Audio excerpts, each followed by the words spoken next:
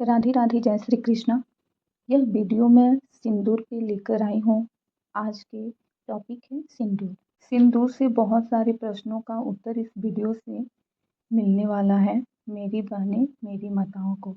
सिंदूर से संबंधित ऐसे कई सारे प्रश्न हैं जिसका सटीक आंसर मैं आप सभी तक पहुँचाने की इस वीडियो के माध्यम से कोशिश कर रही हूँ।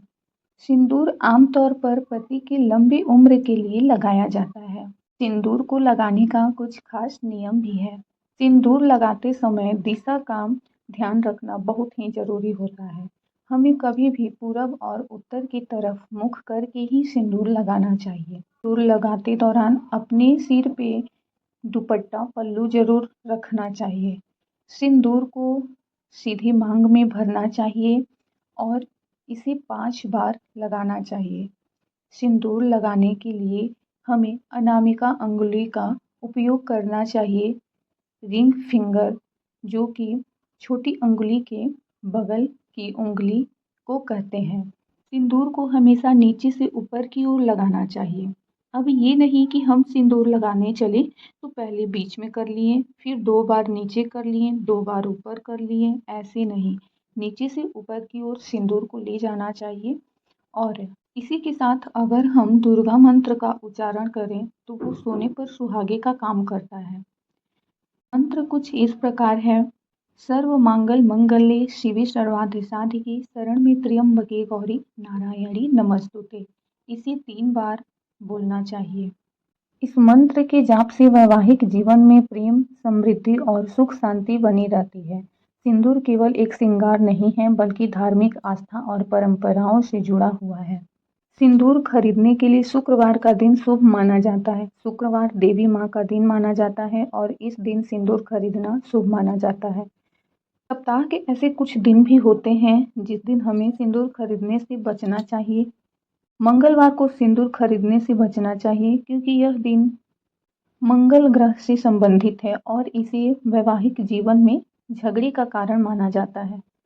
और उसके बाद शनिवार के दिन भी सिंदूर खरीदने से परहेज करना चाहिए। और यदि आप किसी तीर्थ स्थान पर जा रहे हैं तो वहाँ से सिंदूर या श्रृंगार की चीज़ की सामग्री खरीदना अच्छा होता है।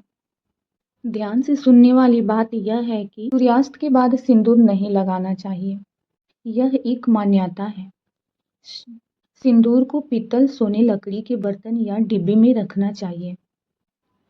सिंदूर को हिंदू धर्म में एक महत्वपूर्ण पारंपरिक प्रतीक माना जाता है। यह वैवाहिक महिलाओं की पहचान है और पति के प्रति प्रेम, सम्मान और समर्पण का प्रतीक है।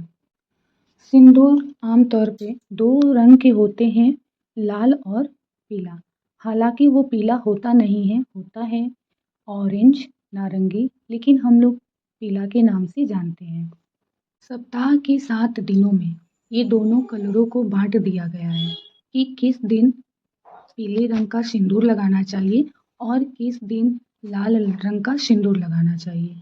यहाँ तक कि हमारी मान्यता परंपराओं में यहाँ तक कहा गया है कि सप्ताह के किस दिन सिंदूर लगाना ही नहीं चाहिए।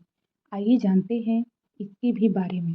सबसे पहले सप्ताह के वो कौन से दिन हैं जिस दिन हमें पीला सिंदूर लगाना चाहिए। गुरुवार और बुधवार को पीला सिंदूर लगाया जाता है, खासकर जब विवाहित महिलाएं पूजा या व्रत कर रही हो। इसके अलावा कुछ क्षेत्रों में शनिवार को भी पीला सिंदूर लगाने की परंपरा है। विशेष रूप से 16 श्रृंगार के साथ इसे जरूर लगाना चाहिए। जब भी हम 16 श्रृंगार करते हैं, जैसे तीज, करवा चौथ, छठ, तो हमें ऐसे दिन को पीला सिंदूर ही लगाना चाहिए। मासिक धर्म के दौरान भी महिलाओं को सिंदूर नहीं लगाना चाहिए।